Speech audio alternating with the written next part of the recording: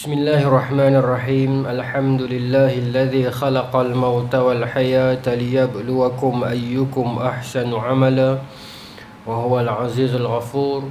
Ashhadu an la ilaha illallah wa ashhadu anna Muhammadan abduhu wa rasuluh. Wa nusalli wa nusallim ala sayyidina Muhammadin wa ala alihi wa sahbihi ajma'in. Radina billahi rabba wa bil islami dina wa bi Muhammadin nabiyya wa rasula. Tuan-tuan muslimin yang rahmati Allah sekalian, Assalamualaikum warahmatullahi wabarakatuh. InsyaAllah tuan-tuan, malam ni kita bakal menyambung lagi kisah para rasul yang daripada kitab Qasasul Anbiya karangan Al-Imam Ibn Kathir.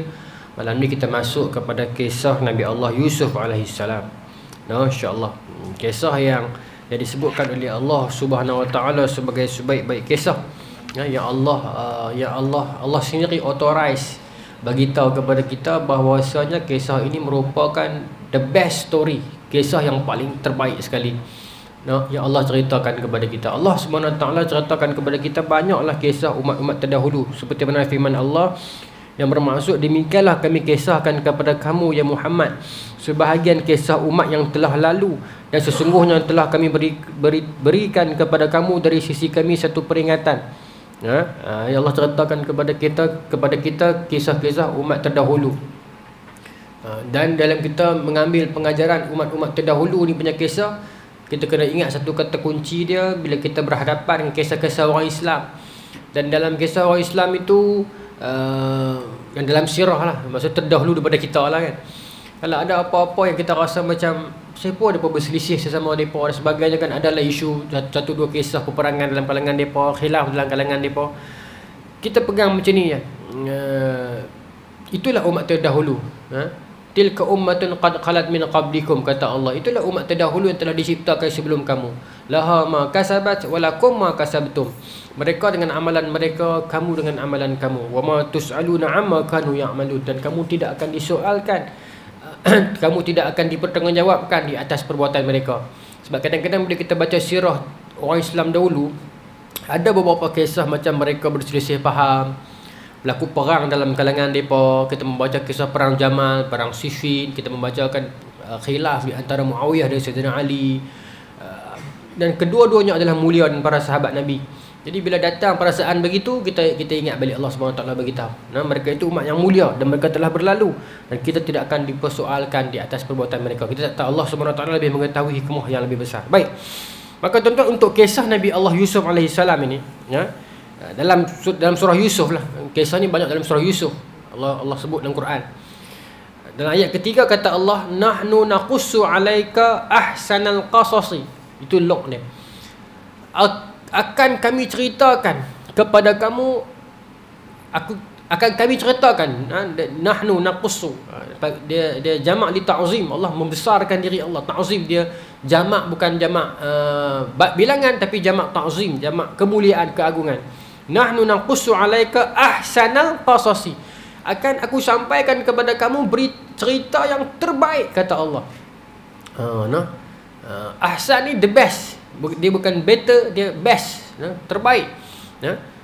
Bima auhayna ilaika hadzal Qur'an wa in kunta min qablihi la minal ghafilin.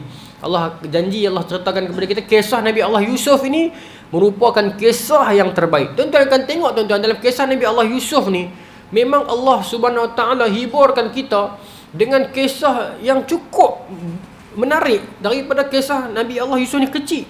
Kita akan tengok nanti Allah bermula dengan cerita yang Nabi Yusuf kata kepada ayah dia, Nabi Yaqub tu, inni ra'aitu ahada asyara kaukaban wa syamsa wal qamar ra'aituhum li sajidin tu. Aku melihat, Nabi Yusuf mimpi. Bagaimana Allah plotkan cerita ini kepada kita daripada kecil. Nabi Yusuf mimpi melihat sebelah bintang, bulan dan matahari sujud kepada dia. Kemudian dia cerita kepada ayah dan Nabi Yaqub. Nabi Yaqub katakan kepada Nabi Yusuf pula, la taqsus ru'yaka, jangan kamu ceritakan mimpi hang ni kepada adik-beradik hang. Fayakidu laka kaida, kerana adik-beradik hang akan membuat tipu daya kepada hang. Kemudian plot ini berjalan. Adik-beradik dia buat naya kat dia, buh dia dalam pergi, kita akan pilih nanti. Tapi nak abang kata bagaimana Allah Subhanahu Wa Taala bawakan kepada kita kisah ni. Kita akan tengok di hujung kisah ni nanti. Tak sempat lah malam ni, mungkin sebulan 2 bulan lagi insya-Allah. Allah akan jawab balik apa maksud mimpi Nabi Allah Yusuf itu. Maknanya plot cerita dah daripada Nabi Yusuf mimpi, kemudian kita dalam keadaan tak tahu apa makna mimpi tu. Cerita tu berjalan. Nabi Yusuf kena buang pergi, bawa pergi Mesir masuk dalam penjara, lepas tu kena dalam penjara jumpa kawan pula 2 orang, lepas tu keluar balik jumpa sebelum masuk penjara kena goda dengan isteri menteri, kena fitnah pula, yang masuk pergi dewan mak-mak datin kupas apple kena tangan. Semua tu dalam Quran. Semua tu dalam Quran. Bukan kita ambil kisah-kisah riwayat luar, nak dalam Quran. Allah cerita bagaimana mak-mak datin tu potong jari sendiri, ada dalam Quran. Ya, sampai Nabi Yusuf kata aku masuk penjara lah, lagi senang kalau macam ni. Masuk penjara, dalam penjara pula Nabi Yusuf memang setuju masuk penjara, tapi masuk penjara sebab nak elak daripada fitnah-fitnah ni. Tapi bila masuk penjara, depa fitnah Nabi Yusuf masuk penjara sebab nak goda perempuan. Dia berkali cerita. Itu yang tak seronok dia. Dan Nabi Yusuf akhirnya dia dapat takbir mimpi 2 orang roommate Nabi Yusuf dalam penjara itu. Kemudian dalam masa yang sama, Raja Mesir pula mimpi, tak siapa pun boleh tahu mimpi itu, mimpi yang lembu kurus makan lembu gemuk tu. Nabi Yusuf keluar akhirnya selepas dapat takbir sampai sudah ni, kemudian kemarau pula satu dunia. Mesir saja selamat, abang dia pula masuk mai ke Mesir minta bantuan. Abang masuk kali pertama tak cam kata dia tu. Pasal Nabi Yusuf membesar dengan dialek Mesir. Ya, dia pun berhadapan dengan Nabi Yusuf, minta bantuan Nabi Yusuf tahu tu abang dia. Tapi dia pun tak kenal. Dia pun duk puji lah Datuk Seri. Dia pun tak tahu tu adik dia apa. Dia pun buang dulu. Kemudian Nabi Yusuf plan satu plot agar adik kandung dah yang Bunyamin ni, adik semua ada kandung yang Bunyamin ni agar kantoi pula Nabi Yusuf plot agar Bunyamin ni ditangkap mencuri. Adakah dia perkena adik dia ataupun macam mana? Dia pun plan. Kemudian akhirnya dia pun tahu pokoknya itu Nabi Yusuf bagi baju dia kepada abang dia, buat balik pi lomok muka ayah dan Nabi Yakub masa itu. Izhab pilah kamu dengan biqamisi haza, dengan bajuku ni. Pilah balik lomok muka Nabi Yakub, barulah Nabi Yakub mata dia nampak. Selama ni dia buta, pasti dia rindukan anak dia sampai buta. Oh tuan-tuan, sampai last kali semua dia balik dia mai. Tak boleh cerita spoiler cerita kan. Tengok sampai habis Tapi bagaimana Allah Subhanahu Taala susun cerita ni? Saya baru ni cerita. Baru lepas buat cerita ni baru balik. Shooting di Kok Diang seminggu. Satu telefilm yang akan terbit bulan Ramadan ni. Telefilm dakwah lah. Dia nak cerita sikit lah. Telefilm ni dia rangkaian daripada Yayasan Riadah, apa nama ni, Syekh Badaruddin, mantan mufti Kedah. Bukanlah dia buat, tapi yayasan tu punyalah dalam usaha depa ni nak bangunkan rumah orang tua. Jadi kita nak buat satu projek untuk nak membawa kesedaran kepada orang ramai ni. Tak maulah minta kosong, tapi kita buat satu projek, hadirkan satu drama yang indah, yang dakwah, yang deep, yang betul-betul serius lah. Maksudnya bukan buat drama rekod lagu YouTube tak, buat betul-betul ni, pakai production yang mahal, yang proper. Pelakon pun depa ambil. Masa depa mai kat saya tu, masa produksi mai kat saya, kata nak minta saya tolong buat skrip. Bulan lepas cerita ni, minta saya tolong buat skrip. Saya kata siapa nak berlakon? Dia kata berlakon dah ada Ustaz. Saya kata siapa berlakon? Pelakon yang pertama adalah apa nama ni, Jalil Hamid. Oi, sekarang itu jalan sekarang dia orang kan. Yang kedua Wan Maimunah. Oi, mahal juga. Yang ketiga dia kata Nur Khiriah. Semua pelakon ni tiga-tiga tu pernah menang award. Dan ketiga-tiga tu memang sekarang ni memang atas jalan-jalan dakwah. Sekarang ni pun 3 orang tu pun memang dalam atas jalan dakwah. Semua dah menutup aurat sempurna, semua dah memang orang jalan dakwah dah lah ni. Dan seorang lagi pelakon yang bakal meningkat naik, apa nama ni, Ustaz Badaruddin. Ustaz Husam Badaruddin. Fadil Ustaz Husam. Ustaz Husam. Ustaz Husam pelakon. Dia pelakon. Salah seorang nak buh dia lah pasal dia salah seorang daripada panel depa tu kan. Adalah depa punya kira-kira depa tu, tapi salah seorang beliau pelakon. Lepas tu produksi kata kat saya, letaklah Ustaz ni kita letak sebagai pelakon sampingan lah. Abang nak isi nama ada ustaz seorang je pasal cerita dakwah. Saya kata saya tak mau. Kalau nak sampingan saya nak watak lain. Kena suruh saya buat. Tu kata nak watak apa? Saya kata cuba tanya Ustaz Usam, saya nak buat dia watak jahat boleh tak? Kalau dia setuju saya nak buat. Dia pun tanya Ustaz Usam, saya kata okey, setuju lah. Jadi jahat lah. Jadi jahat lah. Seorang lagi Ustaz Kazim berlakon juga. Ustaz Kazim watak baik lah. Ustaz Kazim watak baik. Tapi saya tak boleh reveal semua orang kena tunggu bulan puasa. Tapi tuan-tuan tengok nakut no, yang video duk viral tu. Pandai berlakon. Bagus. Terkejut saya. Oi, jadi sungguh dia berlakon. Rupanya bayar saya kan tua dah saya. Kami sama bayar. Tapi baguslah. Sam pandai berlakon, sedap. Dia tak kekok. Nak cerita tuan-tuan, bukan nak cerita yang tu, nak cerita masa duk syuting tu. Adalah masa yang kami duk lepak kan, masa depa tengah duk dalam syuting tu, saya duduk saya tulis skrip ni, tak ada kerja dah. Habis sejam saya bagi kat depa buatlah. Kan? Saya duduk di luar. Duduk dengan banjek apa ni lah. Ayahanda Jalil Hamid mai duduk. Dia pun tak ada turn. Tengah masa tu turn Ustaz Usam dengan Nur Kirih kot. Kami duduk sembang di luar. Cerita pasal ayat ni. Nahnu naqussu 'alaika ahsanal qasasi. Dia kata kenapa kisah? Kenapa dia kata zaman dulu dia kata drama ni dengan dakwah ni kira coh. Kira siapa main wayang ni kira teruk dia kata. Dia kata tambah zaman Piramli tu raham lagi sakan dia kata. Tapi dia kata memanglah zaman dulu pun agama memang jauh. Dia kata kepada orang pun setengah orang ajak mengaji pun tak pakai tudung kan. Tambah anak-anak wayang ni lagi orang tak suka lah, kebrek apa semua tu. Tapi law ni dia kata patut betul lah. Sebab tuan-tuan banyak drama-drama dakwah telah terbit oleh Turki. Tuan-tuan baca lah, tuan-tuan tengok kisah-kisah yang Turki buat keluar drama-drama dia kan, Ertugrul apa semua tu kan, Kayi family tu.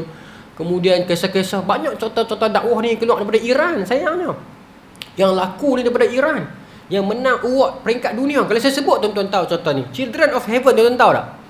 Sebut tajuk tuan-tuan tak tahu. Kisah dua beradik yang share kasut sekolah tu. Ingat? Cerita tu menang award dunia tu daripada Iran. Kemudian ada cerita yang apa, no sign no apa. Iran juga cerita pasal perjuangan seorang doktor ni, dia terlanggak suatu budak. Cerita filem mana ni. Dia terlanggak satu budak tu jatuh. Lepas tu dia budak tak jadi apa lah. Doktor ni budak tu bangun, dia bergabuh-gabuh budak tu tanya okey tak okey? Okey, tak ada apa, dia bertuh sikit je. Tak apalah, doktor pun balik rumah dah, budak ni balik rumah dah. Esok pagi dia heret seorang budak main masuk buat kecemasan, budak tu mati. Dia tengok buka-buka. Alamak, budak yang mati tu budak yang dilanggar. Lepas tu plot tu berkembang. Bagaimana cerita tu buat seorang doktor ni dia pening kepala, adakah dia mati sebab aku langgar ke sebab benda lain? Dia main plot kekeluargaan, dia kutuk menteri dia kutuk negara dia, isu agama, isu makanan yang halal dan tak halal. Pasal budak tu sebelum budak tu bapak dah bagi makan ayam murah pasal ayam mahal. Dia kritik kerajaan lah. Ayam murah dia tak sembelih. Jadi adakah dia mati sebab ayam murah, ataupun dia mati sebab doktor tu duduk sakit kepala? Adakah aku yang langgar dan dia mati? Tuan-tuan, hanya sebab benda tu ya berkembang cerita tu. Cerita dakwah ni sepatutnya dia kena pergi sampai tahap tu. Dia mencabar pemikiran kita. Kita ada cerita dakwah pada Indonesia yang hebat-hebat. Ada dalam filem banyak juga. Sang pencerah, Sang Kiai, ada 3 Wali Songo kan. Tapi kebanyakan drama dakwah depa ni kebanyakan dia main superstitious banyak sangat. Tapi ada juga dakwah. Kita dulu ada tuan-tuan, M Rajuli Allahyarham kan. Quran buruk, liang lahat, banyak cerita-cerita dakwah dan bagaimana Allahyarham melontarkan makhraj Quran tu kena sedap. Sekarang ni kita duk menantikan siapa yang dapat gantikan tempat beliau. Sebab bagi saya benda ni juga adalah pentas, adalah medium juga. Kalau kita tutup syariat, tutup aurat sempurna, jaga syariat elok, lakulah, bawalah dengan cara yang betul agar kalau dia dapat jentik hati kita. Sebab tu dalam Quran ni Allah sebut nahnu naqussu 'alaika ahsanal qasasi. Aku sampaikan kepada hangpa ni kisah yang indah. Kisah yang indah Allah sebut dalam Quran. Cerita yang terbaik, cerita kat hangpa ni. Maksud kita pun galakkan kita buatlah cerita-cerita yang baik dengan menutup aurat, dengan menjaga syariat, dengan sampai banyak tuan-tuan boleh buat drama-drama yang sejarah kita. Kalau kita baca balik kisah-kisah ulama kita, perjuangan perang Kedah Siam ke ni, penjajahan Pangkor yang baru habis barang dulu ni 1874. Banyak kisah-kisah yang dalam tu yang cukup menarik, yang kalau kita boleh kisahkan semula, habis anak-anak kita selain dapat tengok, dapat ilmu, tak adalah tengok bodoh saja. Jadi macam tu. Baik, sambung. Maka tuan-tuan, Imam Ahmad berkata dalam membincangkan ayat ini, kenapa turun ayat ahsanal qasasi? Sebab ahsana ni bermaksud yang lebih baik, terbaik ataupun yang lebih baik. Sama baca ayat Quran surah Al-Mulk yang saya baca selalu tu, allazi khalaqal mauta wal hayata liyabluwakum ayyukum ahsanu amala. Allah buat kepada kita ni hidup dan mati untuk tengok dalam kalangan kita ni siapakah dalam kalangan kita yang ahsanu amala, yang ada amalan yang lebih baik. Ada perbandingan kat situ, ada comparison. Jadi ulama bincang kenapa ayat itu bersifat begitu. Baik, ada hadis riwayat. Okey. Imam Ahmad berkata, Suraish bin Nu'man memberitahu kami dari Hisham memberitahu kami, Khalid memberitahu kami dari Asy-Sya'bi, Imam Sya'bi, dari Jabir bahwasanya Jabir bin Abdullah ni saya ingat bahwasanya Sayyidina Umar pernah mendatangi, kisah dia. Jabir riwayat kata satu hari Sayyidina Umar pernah mendatangi Rasulullah SAW dengan membawa satu kitab, satu helaian kitab yang diperoleh daripada sebahagian ahli kitab. Satu hari kata Jabir, Sayyidina Umar pernah pergi jumpa Rasulullah. Sayyidina Umar bawa satu kitab, dengan membawa satu kitab yang beliau dapat daripada sebahagian ahli kitab. Lalu dia membacakan kepada baginda. Setelah mendengar hal itu, Rasulullah berkata kepada beliau, apakah engkau percaya kepada isinya, wahai putra Al-Khattab? Demi zat yang jiwaku berada di tangannya, sesungguhnya aku telah membawakan kepada kamu kitab yang putih bersih. Apa yang kamu tanyakan kepada kitab tersebut, dia akan menjawabnya dengan benar. Cerita dia, dia ada 2-3 riwayat lagi, tapi cerita dia begini. Kalau kita buka dalam tafsir Ibn Katsir, dia bawa ada 2-3 riwayat yang lain lagi. Sayyidina Umar bawa lembaran itu cerita kat Nabi. Maka Nabi tegur, Nabi kata, adakah hang percaya semua? Sedangkan kisah yang Allah sebut dalam Quran ini jauh lebih indah. Itu yang turun ayat tu. Kisah-kisah yang Allah sebutkan dalam Quran jauh lebih indah. Indah di sudut apa? Di sudut kadang-kadang ada cerita yang Allah tak elaborate panjang sebab tak perlu. Sebab tu dalam Quran sebahagian kisahnya kita dapat tahu nama, tahu peristiwa, habis dekat tu ya. Dia tak elaborate terlalu panjang agar kita ni tak bincang merepek panjang-panjang, tidak. Itu keindahan Quran. Bila sebut tentang tentang Maryam melahirkan Nabi Isa, Quran sebut Allah, bila mana Allah berkehendakkan, kun fayakun, jadi maka jadi, selesai. Tak perlu nak bincang. Kalau buka Bible, merepek tuan-tuan. Dia reka cerita tu bagaimana Rohul Kudus mendatangi Maryam, merepek, jadi merepek. Bila mana kisah tentang Nabi Zakaria dengan Maryam juga. Sebab Nabi Zakaria ni abang ipar Maryam. Walaupun abang ipar, tapi abang ipar beza umur kat 60 tahun. Kan lebih 70 tahun walaupun abang ipar. Kullama dakhala 'alaiha al-mihrab, setiap kali Zakaria masuk mihrab ni ada Maryam duduk dalam seorang-seorang, dia jaga masjid. Bila dia masuk, dia tengok ada buah. Maka dia tanya kepada Maryam, mai mana buah ni? Buah di luar musim. Maka Maryam terang, ini kehendak Allah, selesai. Tapi dalam Bible dia pun nak elaborate juga. Dia pergi cerita kisah yang merapu-merapu. Dia pun tambah cerita-cerita tentang Sumar Mahram dan sebagainya, merepek-merepek. Merapu. Pasal dia pun cuba nak cerita, nak elaborate juga. Tapi Quran dia ringkas, padat. Begitu juga hadis Nabi katakan, bu'istu bi jawami'il kalim. Jadi adakah kita tak boleh cerita ahli kitab ni? Adakah kisah-kisah lama ni kita tak boleh cerita? Kata Nabi dalam hadis yang lain, kata Nabi SAW, ballighuni walau ayah wa haddisu an bani Israel walau haraja. Sampaikan olehku walau satu ayat dan ceritalah kisah-kisah Bani Israel. Jangan rasa ketakutan, jangan rasa takut. Boleh cerita. Wa haddisu an bani Israel walau haraj. Boleh cerita tentang kisah Bani Israel. Sahabat dulu pun ramai. Bukanlah ramai. Sahabat dulu pun ada pakar-pakar dalam kalangan mereka itu yang pakar kisah-kisah ahli kitab lama. Bahkan sebahagian dalam kalangan mereka masuk Islam pun. Jadi boleh cerita. Cuma ada tapisan dia. Sebab tu dalam tafsir tersebut, cerita itu kaedah kita ahli sunnah wal jamaah, la nusaddiq wala nukazib. Kita tak kata betul, kita tak kata salah. Tapi kalau dia berselisih dengan Quran, dia salah. Kalau dia tak berselisih, betul. Kalau dia tak ada jawapan, kita KIV. Keluarlah cerita baru-baru ni tu. Saya baru nak cerita, benda ni dah habis lama dah. Orang kata buka balik fitnah yang telah tutup. Bukan, saya nak bagi selesai dulu baru saya nak cerita. Baru-baru ni kisah tentang penyebutan Ashabul Kahfi sebagai Kristian tu kan. Saja cerita bila dah habis dah, saya baru boleh cerita. Tidak, orang kata kita nak join the scene. Bila dah tak bunyi dah, baru saya boleh cerita. Bila mana Perdana Menteri menyebutkan tentang Kristian itu, saya tak pastilah. Saya tengok video tu, saya faham takat tu lah kan. Bila menyebutkan tentang pemuda Kahfi tu, Adakah mereka itu Kristian ataupun mereka hidup di zaman Kristian, tak berapa jelas kalam itu. Cuma polemik yang muncul lepas tu macam-macam lah. Ya, orang yang nak bela dia akan bela lah berhabis-habisan lah. Orang yang nak kata dia akan kata habis-habisan lah. Tapi kalau kita nak cakap di sudut akademik, salah ke tak salah kalam yang macam tu? Kalam merujuk kepada Kristian tetapi mereka itu beriman. Kalau dalam kaedah agama, dalam kaedah sirah, dia ada istilah Nasara satunya. Nasara ni, Nasrani itulah Nasara tu. Mai daripada ayat yang Nabi Isa kata kepada Alkitab itu, kunu ansarallah kama qala Isa bin Maryam lil hawariyina man ansari ila Allah. Bila mana Nabi Isa tanya kepada hawariyun, siapa yang nak tolong agama Allah? Qala al hawariyuna nahnu ansarullah. Berkata hawariyun, kamilah penolong agama Allah. Maka dari situ jadi Nasara. Antara salah satu teorinya. Jadi Nasara. Tapi dia main pula perkataan, kalau kata Kristian, adakah terjemahan dia Nasara? Ada yang menterjemahkan Kristian dengan Nasara, tak ada beza. Ada yang membezakan, mengatakan Kristian adalah Masihiyun. Masihiyun lain, Nasara lain. Ada yang membahagikan begitu. Ada yang mengatakan kalau nak selamat, kita sebut muwahhidun di belakang. Maksudnya walaupun kita kata Nasara, tapi kita bukan bermaksud dia Nasara tu Nasara yang kufur, tetapi dia Nasara, dia pengikut Nabi Isa, tapi dia muwahhidun.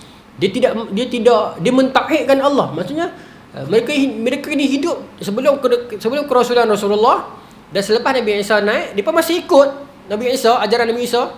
Sebab antara Nabi Isa naik dengan Rasulullah ditabal lahir berapa tahun? 600 tahun. Antara tempoh Nabi Isa naik sampai Rasulullah 600 tahun dalam hadis.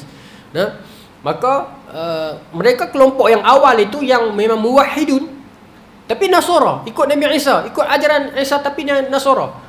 Jadi selebih elok kita sebut Islam, Muslim. Tapi masa tu mungkin orang belum tahu kalimat itu, ataupun kita nak differentiate between pengikut Rasulullah dengan pengikut Nabi Isa yang beriman, maka orang sebut Nasara.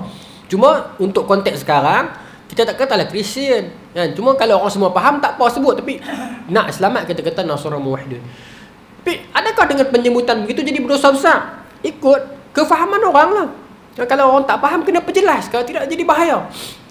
Dan benda ni bukan baru saya bawa lah malam ni. Benda ni bukan baru saya bawa contoh. Ada hadis, ada riwayat. Saya bagi contoh.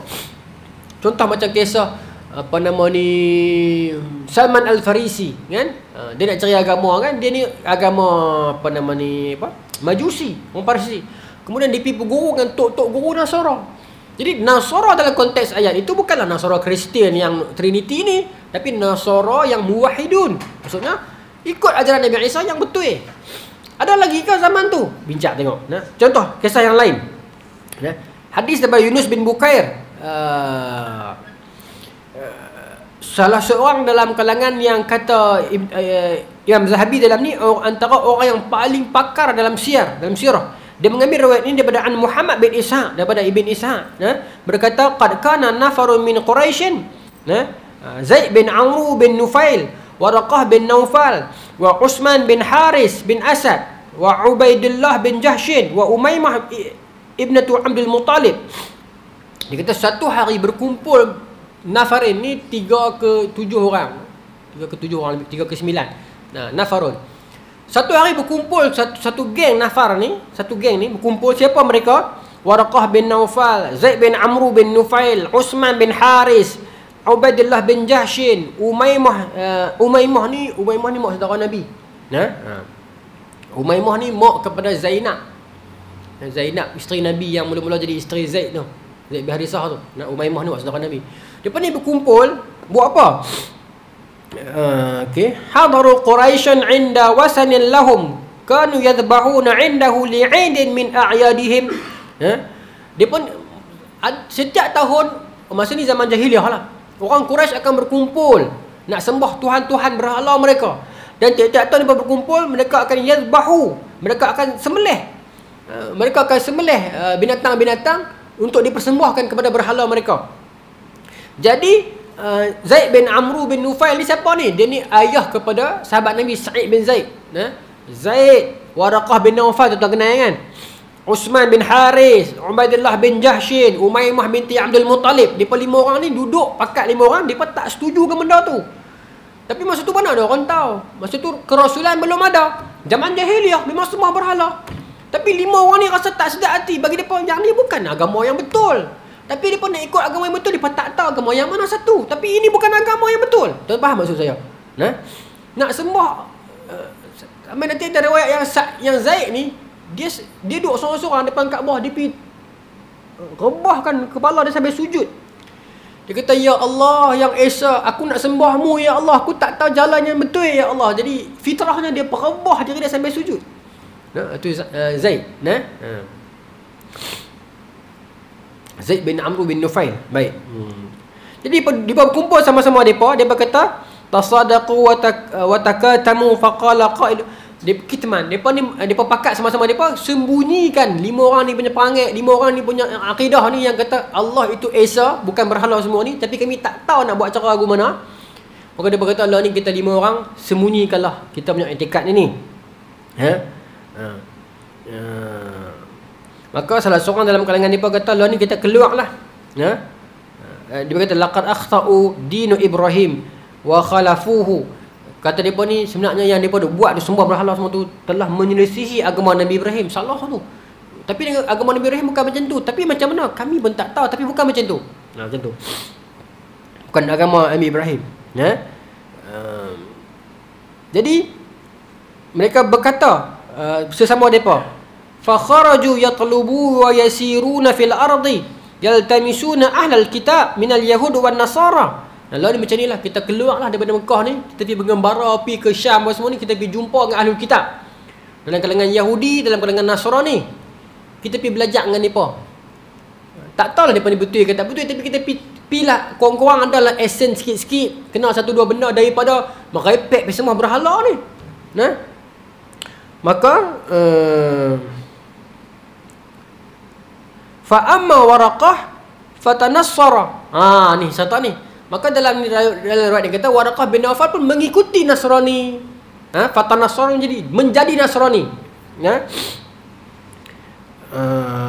Wa istahkum fi Nasraniyah, dan dia berhukum dengan hukum Nasraniyah. Jadi adakah dalam ayat ni, dalam riwayat nak bagi tahu Waraqah bin Nawfal dah sesat? Tak lah. Walaupun disebut dia sebagai Nasara, tapi kita faham Nasara yang dimaksudkan dalam konteks ini ialah Nasara yang betul. Walaupun Nasara, tapi dia mengikut dengan ahli kitab yang Nasara, tapi dia mengesakan Allah, muwahhidun.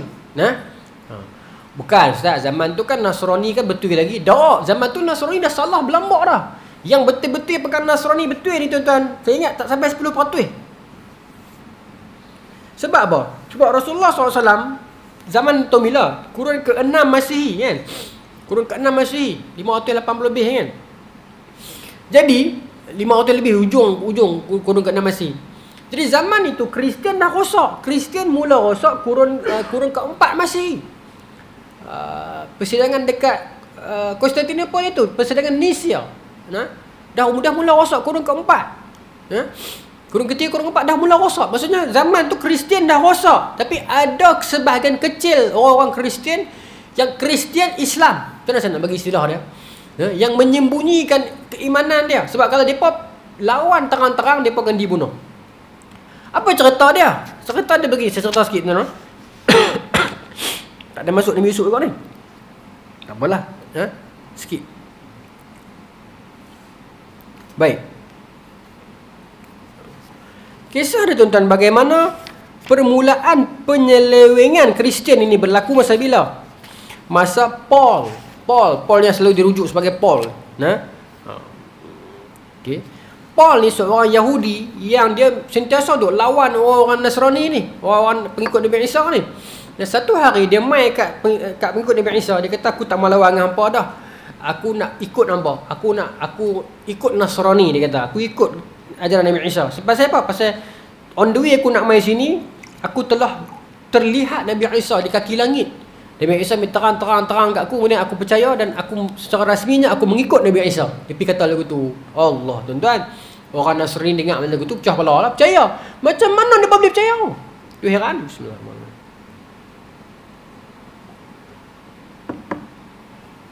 Sedangkan selama ini Paul duk lawan dengan mereka. Alhamdulillah. Baik. Paul masuk ke dalam agama Masihi, sedang dahulunya dialah musuh kepada agama Masihi. Dialah yang melakukan pembakaran, penyiksaan kaum Masihi. Dan dia tidak pernah melihat Nabi Isa berseumur hidup dia. Sebab dia, kisah Paul ni daripada tahun ke-80 Masihi. Baik, tak apa. Tahun ke-80 Masihi bermaksud Nabi Isa dah tak ada dah. Nabi Isa dah naik langit dah. Nabi Isa naik langit 33 Masihi. Baik.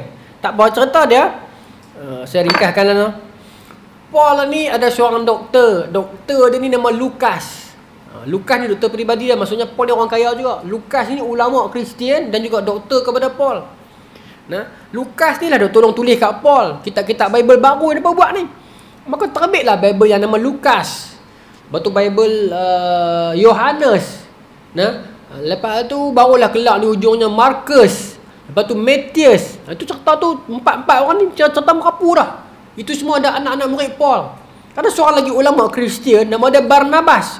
Barnabas ni tuan-tuan, dia ikut Kristian yang betul. Bahkan sebahagian ahli sirah mengatakan dia Islam. Sebab dia muwahhidun, dia mengesahkan Nabi, mengesahkan Allah.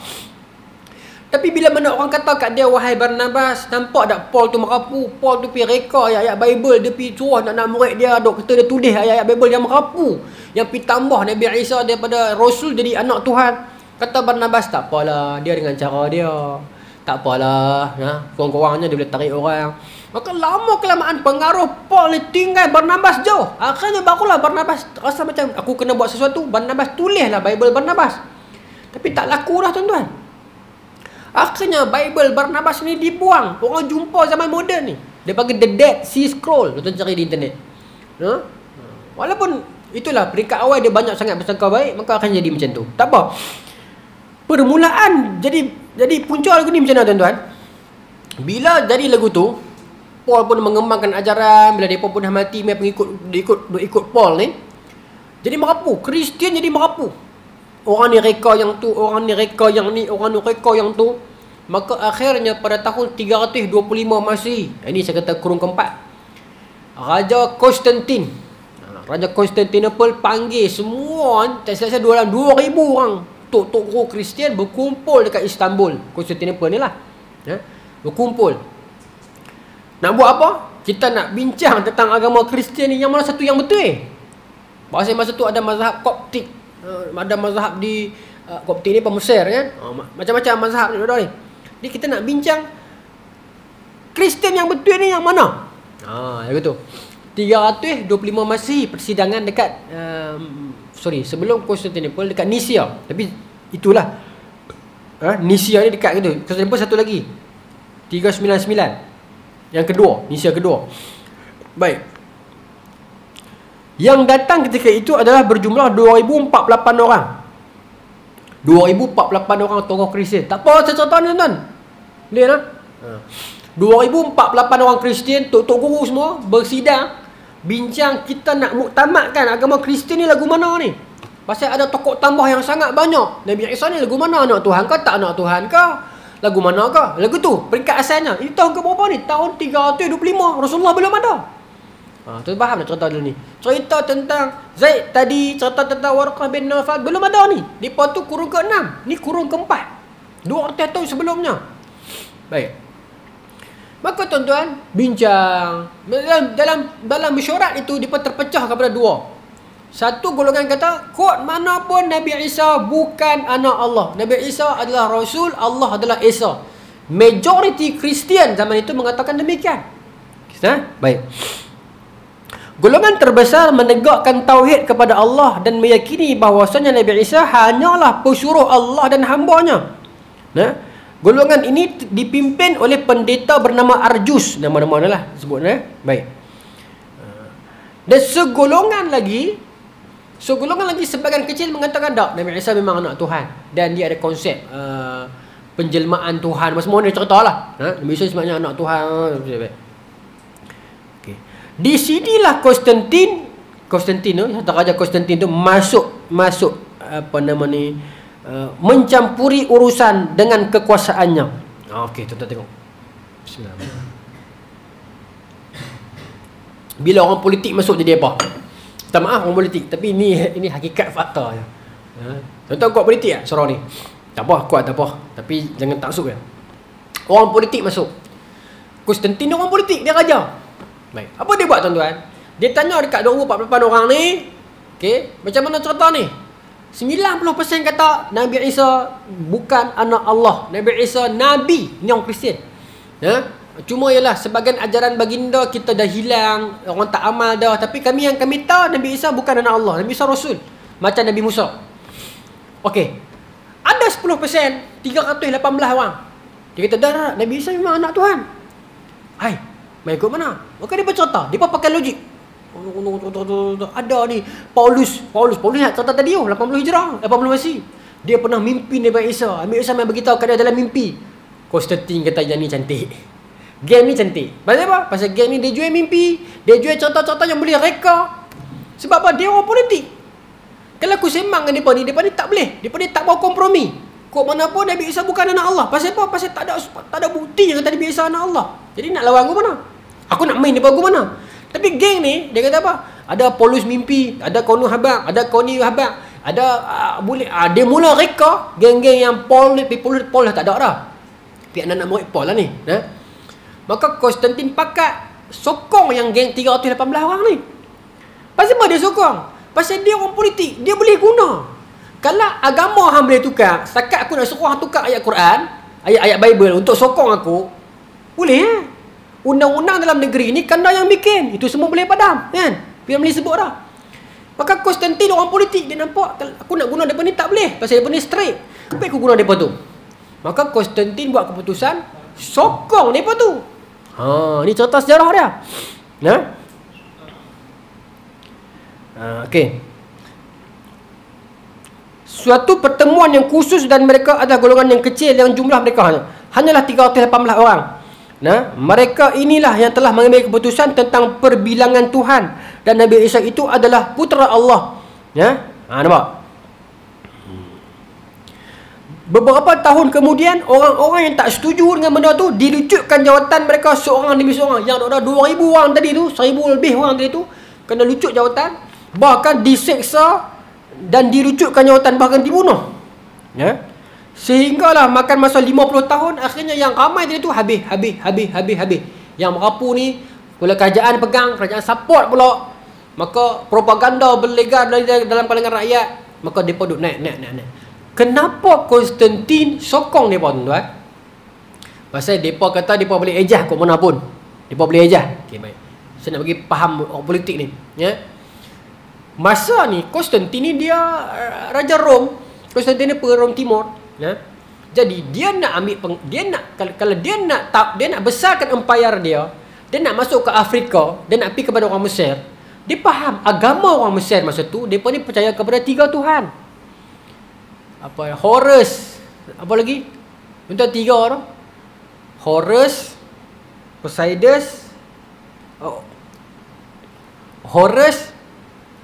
Osiris, Poseidon lah. Tak payah nak Tuhan dewa kapiang mana. Osiris, Horus, Poseidon kalau tak silap saya. 3 Tuhan. 3 jadi 1, 3 in 1. Kita 3 in 1 kopi lah. Tapi mereka dulu buat Tuhan. Pergi dekat tamadun Mesopotamia, ada 3 Tuhan juga. 3 jadi 1. Apa dia? Semiramis apa semua tu. Osiris apa semua tu. Adalah, saya tak hafal semua lah. Semiramis, apa benda lah. 3. Pergi dekat Eropah, ada 3 juga. Yunani, Greek kan dia pun ada kan. Dia tak bagi contoh. Tapi tamadun Yunani juga ada Trinity.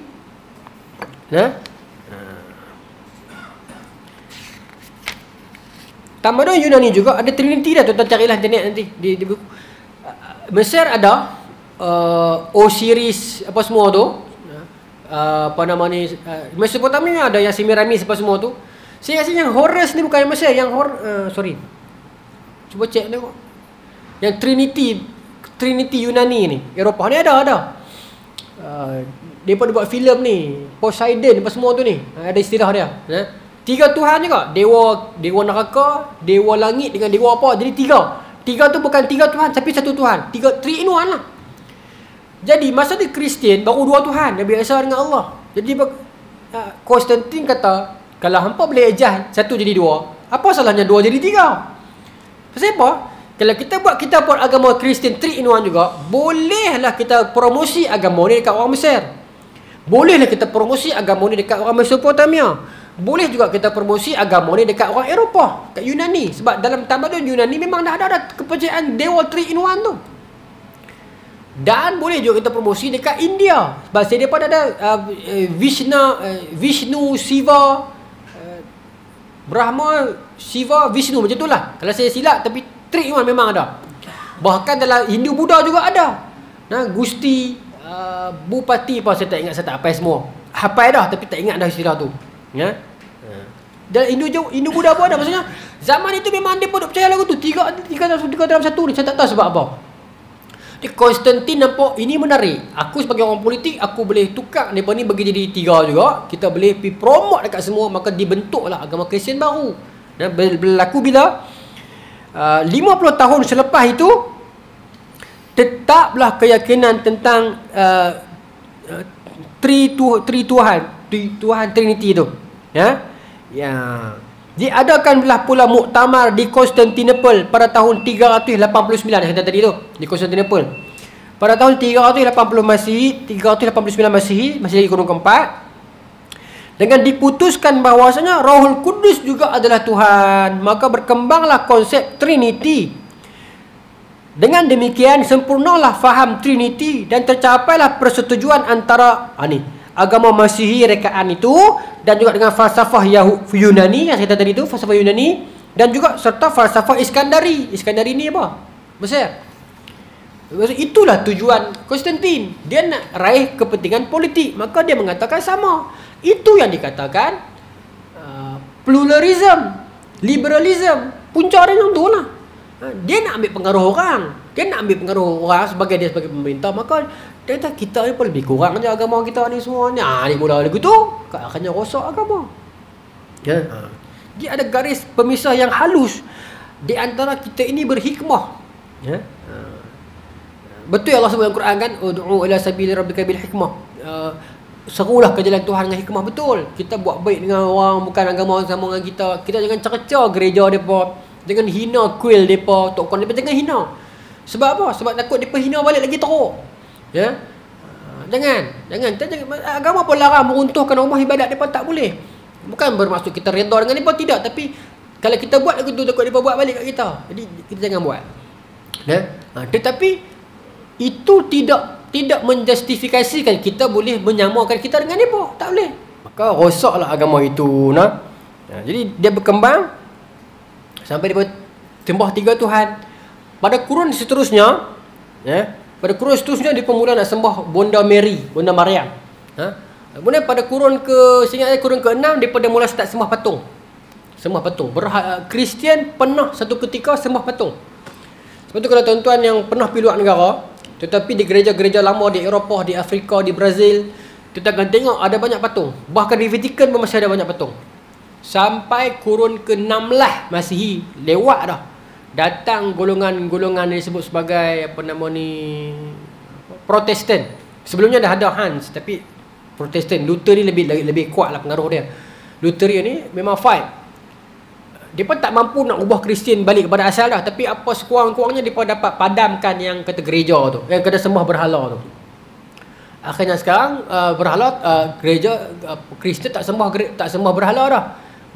Tetapi berhala tu masih ada lah. Masih ada. Memang banyak. Memang banyak. Itu yang dia buat.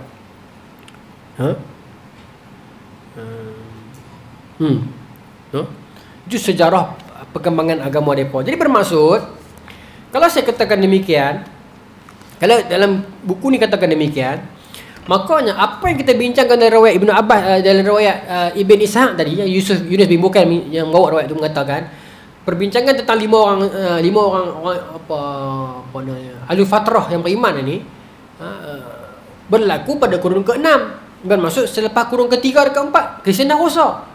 Bermaksud walaupun Kristian dah rosak, depa ni ikut tok guru Kristian yang betul. Apa dalil dia? Antara lainnya adalah kisah Samad dan Farisi tadi tu. Dia pergi gurukan tok guru ni. Di mana tuan-tuan hadis sebut? Tok guru pertama dia di mana? Dekat Baitul Maqdis. Lepas tu dia pergi mana? Lepas Tok Guru tu mati, dia kata kat Tok Guru tu, Tok Guru pertama mati jahat kan? Dia naik Tok Guru kedua di situ juga. Tok Guru ketiga dia pergi dekat apa nama ni, Nasibin. Lepas dekat Nasibin, Tok Guru Nasibin kata jangan pergi kat Tok Guru lain. Tok Guru lain semua dah terpesong dah. Itu contoh ni tu, terpesong ramai dah.